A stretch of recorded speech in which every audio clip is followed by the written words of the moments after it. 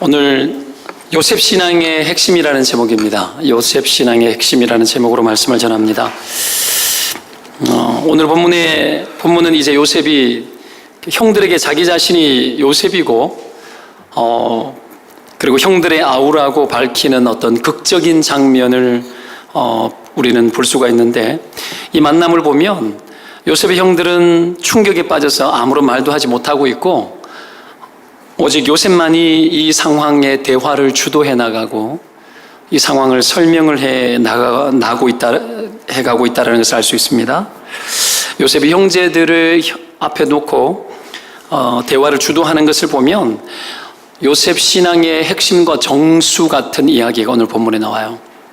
요셉 신앙의 핵심, 그의 인생의 어떤 정말 하나님 앞에서 자기의 삶을 잘 설명한, 그리고 인생이 해석되어진 그런 요셉 신앙의 정수가 잘 드러납니다. 요셉 신앙의 핵심을 알게 되면 우리가 얻을 수 있는 것이 뭐냐면 요셉의 형통에 다가설 수가 있습니다. 요셉의 그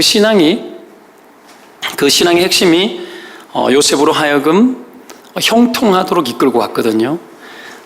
여러분, 형통이 뭐죠? 요셉을 통해서 배울 수 있는 형통은 내 생애를 통해서 하나님의 뜻을 이루는 것에 있었죠. 그리고 하나님의 뜻이 이루어지기 위해서 자신의 생애를 어떤 모양이든지 간에 드릴 줄 알았다라는 것이 요셉 신앙의 모습이었습니다. 그러면 여러분, 요셉을 형통하도록 이끈 이 요셉 신앙의 핵심이 무엇이겠는가? 오늘 요셉 고백 속에서 몇 가지가 나오는데 우리가 간단하게 좀 살폈으면 좋겠습니다. 요셉 신앙의 핵심, 그리고 이것이 그의 인생을 형통하도록 이끌었고, 이것이 그의 인생이 하나님의 뜻을 이루는 그 일에 헌신하도록 했던 요셉 신앙의 핵심으로 잘 자리 잡혀 있습니다. 몇 가지를 좀 살피는데, 첫 번째가 뭐냐면 요셉은 화해 의식을 가지고 살았습니다. 이게 요셉 신앙의 첫 번째입니다. 화해. 어떻게 보면 요셉 신앙의 정점과 같은 것일 수도 있습니다. 핵심 중에서도 핵심, 화해의식. 그는 탁월한 인격자였습니다. 탁월한 인격자. 인격이 탁월한 사람이 절대로 하지 않는 것이 뭐냐면 원수 갚는 일입니다. 그래서 요셉이 형제들에게 버림받고 팔렸죠. 자기의 형제들의 안부를 묻기 위해서 그가 120km가 넘는 거리를 걸어서 형제들의 안부를 묻기 위해서 다가갔을 때 형들은 요셉을 팔아버립니다. 시기심이 그런 결론을 만들었죠. 시기심. 여러분, 죄가 있으면, 우리 안에 질투가 있고 시기심이 있으면 무슨 일이 일어날지 몰라요. 여하튼 요셉은 그런 어떤 상황에서 정말 인생에 상상할 수 없었던 일들을 경험하게 되어지죠. 그것은 시작에 불과했고, 노예로 팔리고 옥살이를 하게 되고, 그리고 그 과정이 언제 끝날지 모르고 예측할 수 없는 상황에 놓였죠. 그런데 요셉의 이런 삶 속에서 누구든지 살게 되면은 한이 많을 거예요. 한도 많고 원망도 많고 미울 것도 많고, 그리고 그런 상황 속에서 원수 갖고 싶은 마음도 생길 거고, 온갖 여러분 생각들이 교차가 되었을 겁니다. 그런데 요셉 인생에는 찾아보면 원망이 없고 미움이 없고 원수 갚겠다고 하는 그 어떤 다짐도 없습니다. 오늘 본문에 보십시오. 그래서 그의 형들과 입 맞추고 안고 울었다고 끝에 나오지 않습니까? 그리고 5절 내용을 보면 이렇게 이야기해요. 나를 이곳에 팔았다고 해서 근심하지 마소서, 한탄하지 마소서. 오히려 형들의 두려움을 달래어주죠. 이게 요셉의 인격입니다. 요셉의 인격. 요셉의 인생의 이 신앙의 핵심 중에 이 화해 요소. 이 화해 요소는 결국은 요셉의 삶을 형통할 수밖에 없도록 만들었습니다. 사랑하는 여러분, 어떤 어려움이 있어도 용서가 있고 화해가 있고 원망이 없고, 여러분 한 맺힌 여러분 이 이를 바득바득 갈면서 살아가는 그런 한 맺힌 인생을 살지 마시길 바랍니다. 오늘 요셉처럼 여러분 이 모든 일 속에 하나님께서 함께 하실 거고 하나님이 자기 인생을 이끌어 어딘가로 가고 있다는 것을 여기고 화해하는 이 일들이 여러분에게 어려운 일들이 되지 않기를 바랍니다. 그래서 요셉의 이 화해의식 이 부분들을 여러분 배우시고 그리고 그것을 통해서 형통한 인생을 살아가시기를 주의 이름으로 축원을 드립니다. 이게 잘 되려면 용서가 잘 되어져야 되겠죠. 요셉은 이 용서가 잘 되는 사람이었어요. 용서가 이게 쉽지 않겠지만 용서가 잘 되었습니다. 용서가 잘 되기 위해서는 해야 될 게 뭘까요? 용서할 것을 결정해야 합니다. 결정해야 됩니다. 그렇죠? 그리고 상대방의 그 어떤 허물에 대해서도 내가 그리스도의 사랑으로 받을 것이라고 믿음으로 그것도 취하고 결단해야 합니다. 이런 어떤 일들을 통해서 용서가 이루어지는 거죠. 그냥 자동으로 된 것은 아닐 겁니다. 아닐 겁니다. 그런 의미에서 요셉은 어떤 사람이냐? 성경에 용서하기로 결정했다. 이런 이야기는 한마디도 나오지 않지만 요셉은 용서에 대해서 여러분 늘 결단하고 인생의 원망할 일들 앞에서 늘 원망하지 않을 것을 늘 결단하고 살았던 인물이라고 저는 봅니다. 저와 여러분들도 이런 결단이 있기를 바랍니다. 실제로 요셉은 보디발 가정에서 누명을 쓰고 그렇죠? 그 이후에 총리가 된 이후에도 원수 갚는 일이 없죠. 원수 갚는 일이 없어요. 제일 먼저 그 집부터 해결해야죠. 자기를 억울하게 옥살이 시켰던 보디발의 아내부터 여러분 해결을 봐야 되는 것 아닙니까? 그렇죠? 근데 그 어떤 것도 취하지 않아요. 그리고 총리가 된 이후에 얼마든지 가나안 땅으로 찾아가서 그 형들을 만날 수 있었지 않겠습니까? 할 수 있어요. 할 수 있는데 안 하는 거예요. 여러분 쓸 수 있는 힘이 있지만 쓰지 않는 겁니다. 칼이 있지만 칼을 칼집에 꽂아 놓는 거예요. 이게 용기입니다. 이게 결단입니다. 내가 할 수 있다고 다 쓰면 안 돼요. 오히려 복음으로 돌아가고 성경으로 돌아가야 돼요. 누가 할 말 못합니까? 그렇죠? 누가 원수 갚는 것 그건 세상 누구든지 하려고 그러면 다 할 수 있는 거죠. 그렇죠? 분노하고 불평하고 원망하고 찾아가서 따지고 이것저것 하는 거 왜 못하죠? 얼마든지 할 수 있죠. 그 속에 거룩한 인격은 나오지 않습니다. 아무리 여러분 제스처를 취해도 하나님은 다 알죠. 하나님은 다 알아요. 복을 주고 복을 주지 않는 부분에 대해서 하나님은 다 알기 때문에 감출 수가 없어요. 때문에 여러분 사람과 관계 속에서도 여러분 실제적으로도 잘해야지만 뒤에서 흑심 품고 여러분 딴짓하는 것도 여러분 우리가 잘 컨트롤해야 됩니다. 여러분 표면적인 우리의 모습과 내면적인 우리의 모습이 여러분 이중적이지 않아야 됩니다. 이게 영성입니다. 영성이 여러분 우리의 겉과 속을 통합시킵니다. 통합시켜서 항상 사람을 볼 때에 요셉 같은 사람을 봤을 때는 겉과 속이 같아요. 때문에 그에게 다가갈 때에 그 어떤 누구도 두려움이나 어려움이 없었을 겁니다. 이게 능력 아닙니까? 제가 생각했을 때는 보디발과 보디발 아내가 벌벌 떨었을 것 같아요. 안 그렇겠어요? 벌벌 떨었을 것 같아요. 근데 여러분 요셉은 힘을 쓰는 사람이 아니죠. 원수 갚는 사람이 아니에요. 그런 일이 터져도 함부로 상처도 안 받아요. 함부로 원망하지 않아요. 왜 그렇죠? 그의 인생을 통해서 그는 늘 화해하는 삶을 살았기 때문이에요. 여러분 언제든지 누구든지 무슨 사건을 만나더라도 그는 화해의 사람이 되었습니다. 오늘도 여러분 그 화해 장면이 나타나고 있는 겁니다. 화해. 하나님은 이 요셉 신앙의 핵심이었던 이 화해를 통해서 그를 형통한 길로 인도합니다. 화해가 되지 않으면 형통한 길이 막힙니다. 늘 그릇된 선택을 할 수가 있습니다. 여러분 조심해야 되고 우리는 늘 내게 다가오는 부딪힘의 요소들과 상황들 앞에서 여러분 돌출 행동과 나의 본성의 행동들을 함부로 여러분 그냥 사용하여서 어려운 일들을 만들지 말아야 합니다. 조심해야 되는 거죠. 자, 옆 사람 좀 축복합시다. 화해의 사람이 되십시오.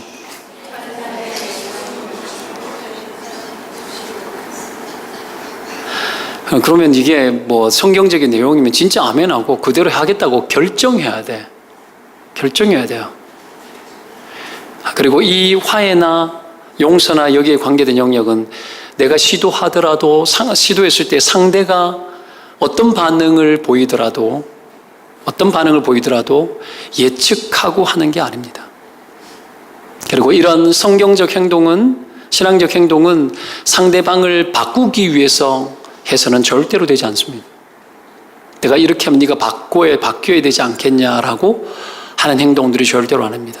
사람을 바꾸기 위해서 하는 행동이 아니라 하나님이 내 영혼을 위해서 원하는 행동들인 겁니다. 자기 영혼을 위해서 하는 거예요.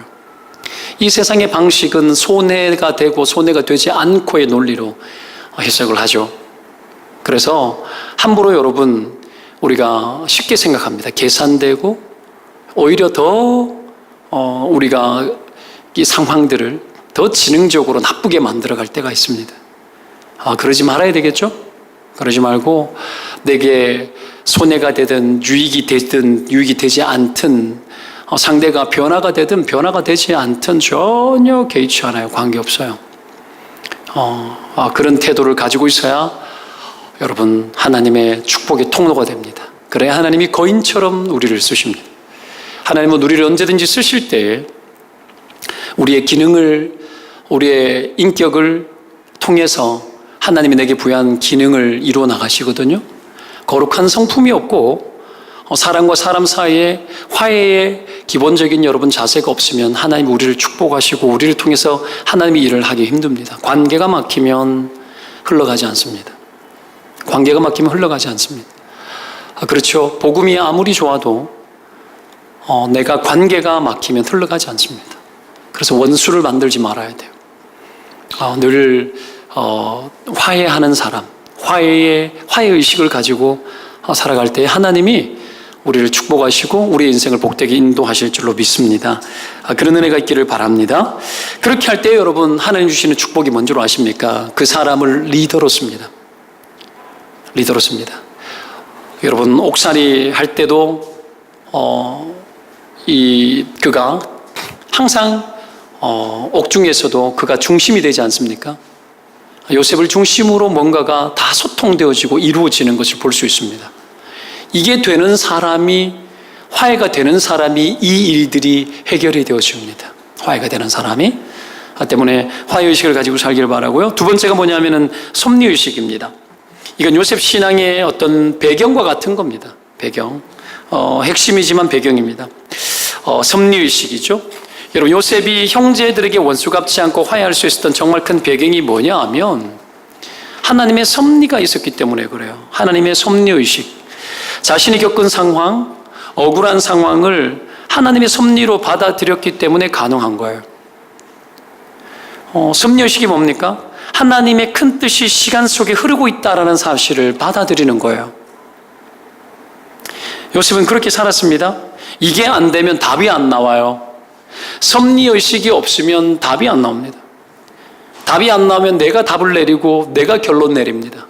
근데 섭리가 있으면, 하나님의 섭리가 보이면 여러분 그 섭리를 쫓아 행하고 당장에 내 속대로 되지 않아도 전혀 개의치 않습니다. 그래서 여러분 요셉은 하나님의 섭리가 보였고 하나님의 큰 뜻이 자신의 인생의 역사와 시간 속에서 흐르고 있는 것을 경험했기 때문에 그런 여러분 인생의 억울한 것과 분노와 좌절과 절망이 여러분 없는 겁니다. 그래서 여러분 절대로 여러분 쉽게 자기 삶에 대해서 포기하거나 낙심하지 않습니다. 이런 섭리의식이 없는 사람은 여러분 어떻게 될까요? 기대하지 않아요.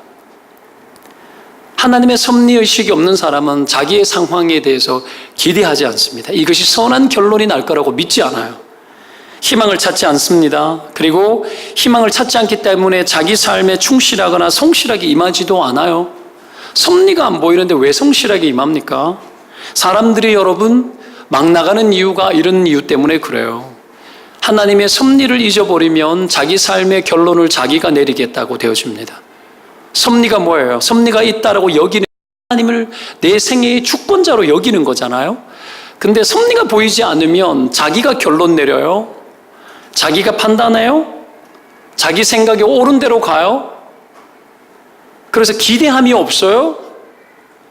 내 상황 속에서 어떤 공동체와 누구를 통해서 뭔가 이루어질 거라고 기대하지 않아요? 요셉이 감방에 있을 때 떡 맡은 관원장, 술 맡은 관원장의 꿈을 해석해주고 자기의 삶을 슬쩍 비추지 않습니까? 왜 그랬을까요? 그런 하나님의 섭리를 믿었기 때문이에요.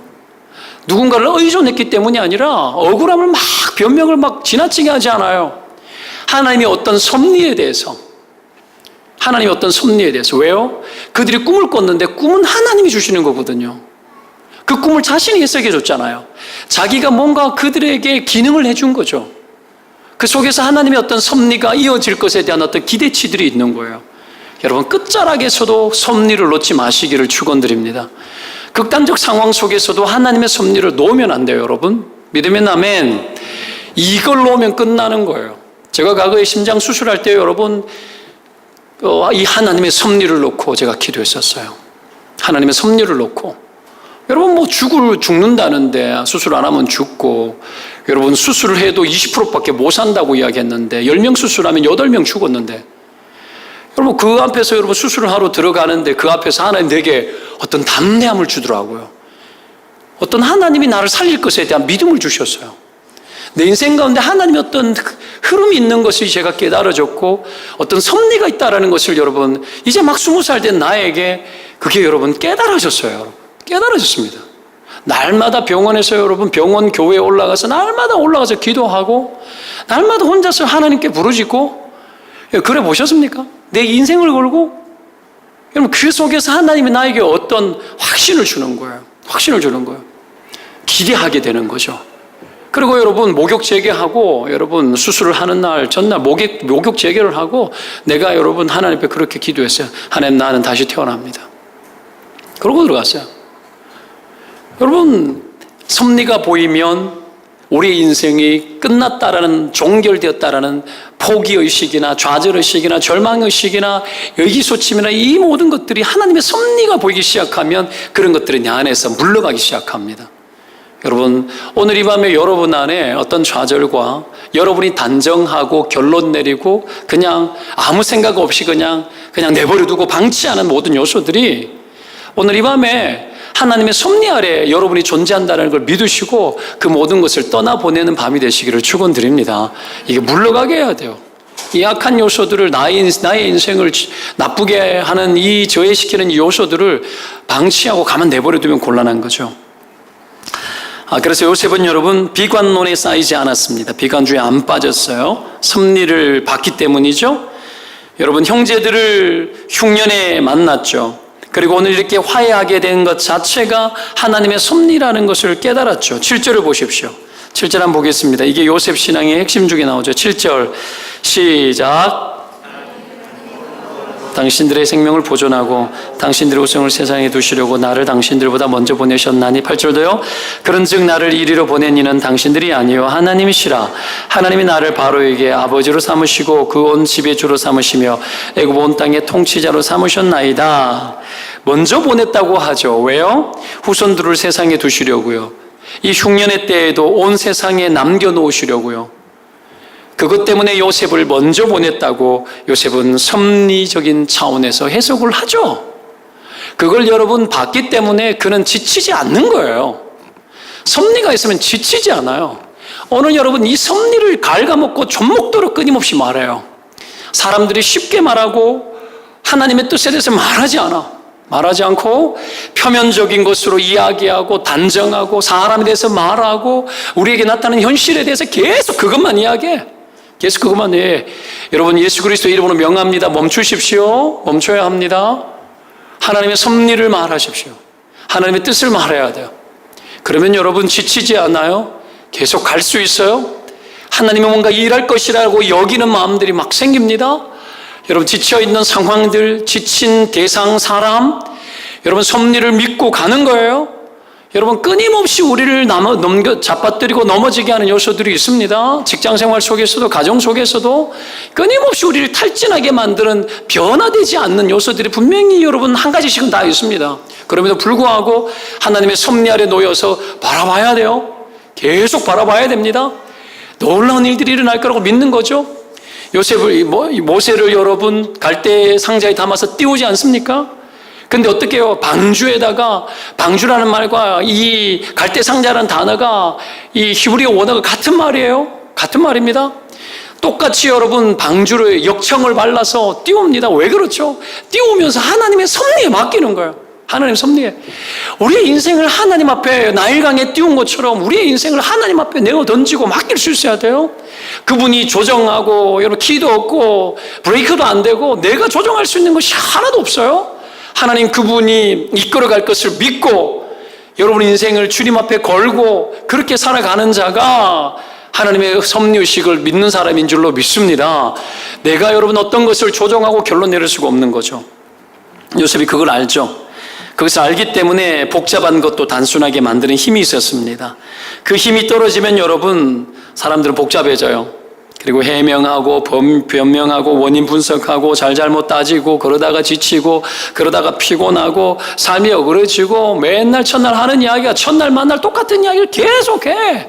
왜 그런지 모르겠다라고 우리가 계속 이야기해야 되고 뭐 어떻다 저떻다 계속 그러고 살아가는 거예요. 하나님의 섭리에 대해서 그래도 하나님 뜻이 있지. 그래도 하나님 뜻이 있을 거야. 우리의 생각 우리의 판단 멈춰야 돼. 그래도 하나님 뜻이 있어. 말할 줄 몰라. 말해야 되는데 사람을 너무 무서워해요. 권세 있는 하나님의 백성들이 사람의 눈치를 너무 많이 봐요. 사람을 너무 달래기 위해서 너무 많이 애를 써요. 진리를 말하고 권세 있게 여러분 지난주 영적 대결에 했지 않습니까? 영적 대결에 대해서 말했지 않습니까? 하나님의 진리에 대해서 우리가 분명하게 말해야 되는데 계속 쓸려다녀요. 사람 달래다가 여러분 지쳐버리고 사람을 갖다가 위로해주고 안아주고 달래어주고 막 하다 보니까 그것이 여러분 우리의 삶을 너무 탈진하게 만들어요. 우리가 엄히 하나님의 뜻 앞에서 하나님의 섭리와 뜻을 말할 수 있는 사람들이 되어야 됩니다. 그리고 여러분 온갖 우리를 소망하게 만드는 모든 우리의 나쁜 사고방식에서부터 우리가 여러분 멈추라고 그만하자고 하나님의 뜻을 말하자고 여러분 그런 용기 있는 사람들이 되시기를 주의 이름으로 축원드립니다. 이게 필요해요. 여러분 이게 필요해요. 여러분 사랑해야 된다고 여러분 비진리를 사랑해서는 안 돼요. 비진리를 끌어안아서는 안 돼요. 진리는 진리라고 말하고 사랑은 사랑대로 하고 이 두 가지를 같이 병행해 나가면서 우리가 살아야 지치지 않아요. 지치지 않습니다. 그냥 자녀를 기르다 보면 탈진하고 지칠 때가 있거든요. 저도 아이를 기르다 보면 막 아이가 실망하면 나도 막 실망해요. 아이도 지치면 나도 막 지치고 막 그래요. 이 부모와 자식은 같이 가는 거 아닙니까? 그렇죠? 막 그래 될 때가 있단 말이에요. 그래도 어떡합니까? 애써 하나님의 뜻과 하나님의 섭리 앞으로 다시 들어가는 거예요. 하나님 앞에 다시 맡기고 그래야 우리가 살 수 있습니다. 자, 마지막으로 이 섭리의식과 마지막으로 세 번째가 뭐냐면 사명의식이죠. 요셉 신앙의 핵심 중에 어떤 요셉의 신앙의 방향과 같은 겁니다. 요셉 신앙의 방향은 항상 사명을 이루는 것에 있는데 요셉의 사명의식의 이 전반적인 패턴이 뭔지 오늘 본문에 잘 나와요. 그건 뭐냐면 섬김입니다. 요셉의 사명의식은 섬김의식. 그래서 그의 리더십은 서번트 리더십이죠. 이 종됨의 리더십이에요. 종됨의 리더십. 오늘 본문의 요셉이 형제들에게 하나님의 섭리를 말한 이후에 시작하는 대화가 여러분 뭡니까? 아버지께로 올라가서 나를 애굽 전국의 주로 세우셨으니 지체 말고 내게로 와라.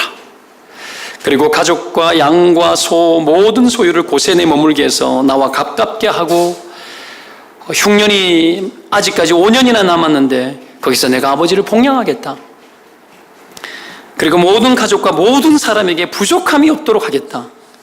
섬기겠다라는 거죠. 종이 되어 내가 섬기겠다라는 겁니다. 요셉 신앙의 또 다른 핵심은 여러분 섬김의 의식이었어요. 이게 사명의식이었어요. 그것이 그를 형통케 했습니다. 요셉의 모든 어려움의 과정들 보면 그는 계속 섬기는 자로 나오죠. 그렇죠? 계속 섬겨요. 그것이 그의 신앙의 핵심이었고 그의 형통의 이유였습니다. 섬기는 것.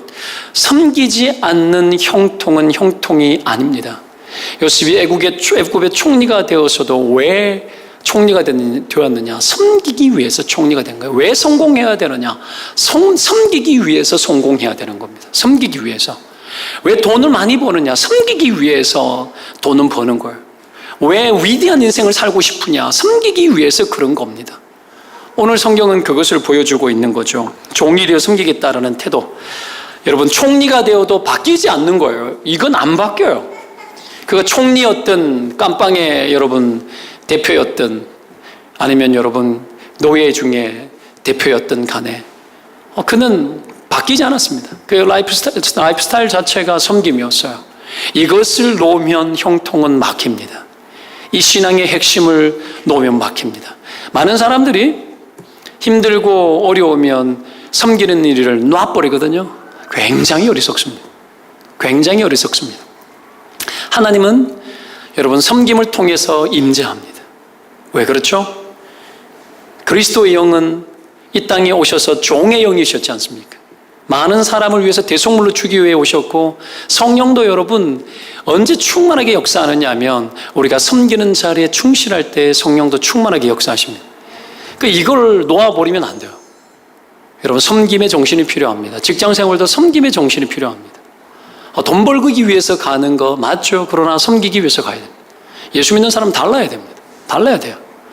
이것이 요셉으로 하여금 성실을 만들었고 여러분 계산되지 않는 삶의 태도를 만들었죠. 그래서 그가 하는 것마다 요셉 때문에, 요셉을 위하여 성경에 나오죠. 요셉 때문에 하나님이 보디발 가정을 축복하는 거, 요셉 때문에 깜빵에 있는 사람을 축복하고 요셉 때문에 애국과 온 나라를 축복하는 겁니다. 여러분 때문에 하나님이 축복해야 됩니다. 여러분 섬기는 자리에 있어야 하나님께서 축복할 수 있는 겁니다. 요셉은 그것을 놓지 않았죠. 이렇게 형통하는 자가 되는 자리에서 그는 계속 섬겼는데요. 잘 섬겼습니다. 잘 섬기는 것이 뭔가 그러면 몇 가지 간단하게 좀 볼게요. 본문 안에서 10절 끝에 가까이 하소서 그러죠. 잘 섬기는 게 뭔가? 가까이 하는 겁니다. 가까이 하는 거. 요셉은 섬길 대상을 가까이에서 잘 섬겼습니다. 옥에서 술과 떡 맡은 관원장들의 얼굴의 표정도 잘 살폈습니다. 그렇죠? 가까이에 있었기 때문에 그는 표정을 잘 살폈어요. 그들의 얼굴에 근심이 있는 줄 알았습니다. 가까이 있는 것. 이 말은 뭐예요? 관심을 갖는 거죠. 관심. 잘 섬기기 위해서는 섬세해야 되고 관심을 가져야 되는 것이 옳고 바른 일입니다. 표정도 봐야 되고 그런 거죠. 이게 가까이 있어야지 잘 섬길 수가 있습니다. 두 번째는 부족한 것을 채워줘야지 잘 섬기는 겁니다. 11절에 아버지와 아버지의 가족과 아버지께 속한 모든 사람에게 부족함이 없도록 하겠나이다 그럽니다. 부족함을 채우는 것이 여러분 섬기는 겁니다. 자기의 답답함을 여러분 채우기 위해서 우리는 헤맬 때가 많아요. 그럴 때가 있지 않습니까? 뭔가 공급받고 싶고 그런 것들이 보이면 우리가 여러분 좀 해소시켜 줄 수 있어야 됩니다. 먼저는 생존에 필요한 것, 두 번째 정서적인 것들, 맞죠? 가장 큰 것들 중에 하나입니다. 그리고 정서적인 것들은 무엇과 결부되어져 있느냐면 여러분 내 마음에 힘든 것 아닙니까? 힘든 것, 고민거리 이런 것들을 우리가 들어주는 것으로 우리가 채워주고 도와줘야 되겠죠? 여하튼 부족을 채워주는 것. 세 번째가 뭐냐면 마음을 안심시켜주는 겁니다. 요셉이 계속해서 말하는 게 뭐예요? 책임지겠다라는 거예요. 사람의 근심을 덜어주고 안심시켜주는 것은 쉬운 것은 아닙니다. 아무리 말을 해도 사람들을 잘 믿지 못하는 것이 요즘 세상 아닙니까? 왜 그렇죠? 책임지지 않기 때문에 말을 해도 잘 안 믿어요. 그런데 여러분 요셉은 자기가 한 말을 다 책임지는 사람이었죠. 그래서 어떻게 해요? 안심시킵니다. 내가 책임지겠다. 내가 책임지겠다. 내가 책임지겠다. 여러분 안심시키는 거예요. 사랑하는 여러분, 잘 섬기는 것은 사람의 마음 안에 믿음을 주는 겁니다. 믿음을 주고 그 사람 안에 흔들려 있는 것들을 바로 잡아주는 것이죠. 그렇죠? 이런 것으로 요셉은 섬김을 다했던 인물이었던 것 같습니다. 말씀을 정리하면서 형통은 신앙의 태도가 분명한 자에게 주어지는 복인데요. 요셉이 형통하게 인생을 살면서 자신의 삶에 담아냈던 신앙의 핵심 3가지를 제가 이야기했습니다. 첫 번째 뭐라고요? 화해하는 거죠. 원수가 되면 형통할 수 없어요. 화해, 사람과의 관계를 상하게 하면서 신앙 잘하지 않아요. 신앙은 관계 속에서 자랍니다. 둘째, 섭리죠. 하나님의 뜻을 모르면 소모하고 살고 그릇된 판단 속에서 합니다. 세 번째, 사명, 잘 섬기는 사명, 이것을 다 해야 됩니다. 그랬을 때 형통한 인생이 된다고 이야기했습니다. 오늘 이 몇 가지를 기억하면서 저와 여러분의 삶이 형통하시기를 주의 이름으로 축원드립니다. 기도합시다.